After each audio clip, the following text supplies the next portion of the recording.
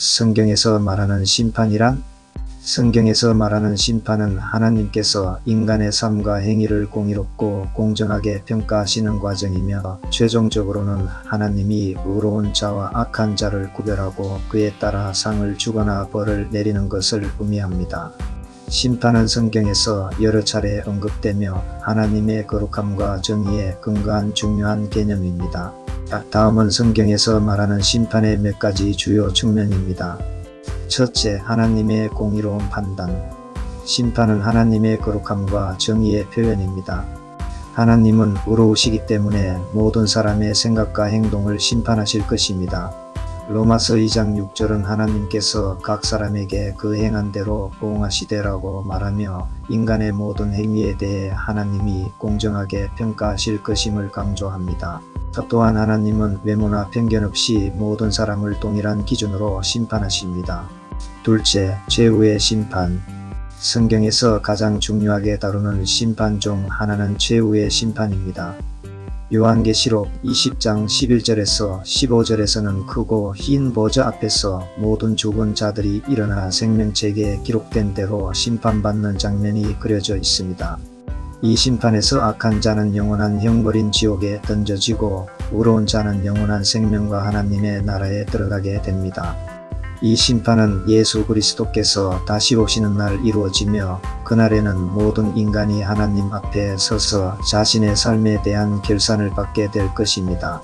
마태복음 25장에서는 양과 염소의 비유를 통해 예수님이 자신을 믿고 따르며 선을 행한 자는 영생으로 그렇지 않은 자는 영벌로 나아간다고 경고하십니다. 셋째, 예수 그리스도를 통한 심판. 예수님은 하나님께서 세상을 심판하기 위해 세우신 분이십니다.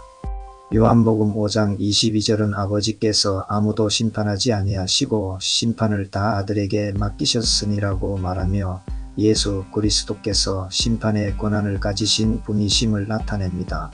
따라서 예수님에 대한 믿음과 관계가 최후의 심판에서 중요한 기준이 됩니다. 요한복음 3장 18절에서는 예수님을 믿는 자는 심판을 받지 않으나 믿지 않는 자는 이미 심판을 받은 것이라고 말합니다. 넷째, 현재의 심판. 성경은 미래에 있을 최후의 심판뿐만 아니라 인간이 이 세상에서 받는 하나님의 현재적 심판도 언급합니다. 하나님은 악을 범하는 자에게 때때로 이 땅에서 징계를 내리시며 이를 통해 하나님은 사람들을 회개와 올바른 길로 인도하시기도 합니다. 그리고 히브리서 12장 6절은 주께서 그 사랑하시는 자를 징계하시고 그가 받아들이시는 아들마다 채찍질하심이라라고 말하여 징계가 하나님의 사랑과 훈련의 과정임을 설명합니다. 다섯째, 의인과 악인의 구별. 하나님은 마지막 심판에서 의인과 악인을 구별하실 것입니다. 마태복음 13장 49절에서 50절에 예수님은 세상 끝에도 이러하리라 천사들이 와서 의인 중에서 악인을 갈라 내어 풀무불에 던져 넣으리니 거기서 울며 이를 갈리라 라고 말씀하십니다. 하나님은 의로운 자에게는 영생을 악한 자에게는 영원한 형벌을 내리실 것입니다. 여섯째, 믿는 자들에게는 위로. 심판은 두려운 개념이지만 예수 그리스도를 믿는 자들에게는 위로와 소망이 됩니다. 왜냐하면 예수님께서 우리의 죄값을 대신 지불하셨기 때문입니다.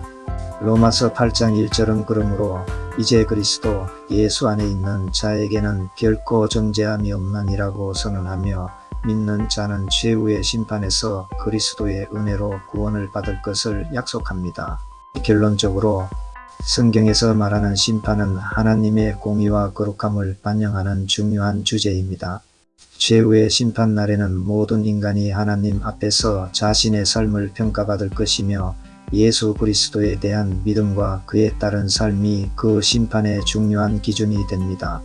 심판은 악한 자에게는 경고이지만 의로운 자에게는 하나님의 나라에서의 영생을 보장하는 소망의 메시지입니다.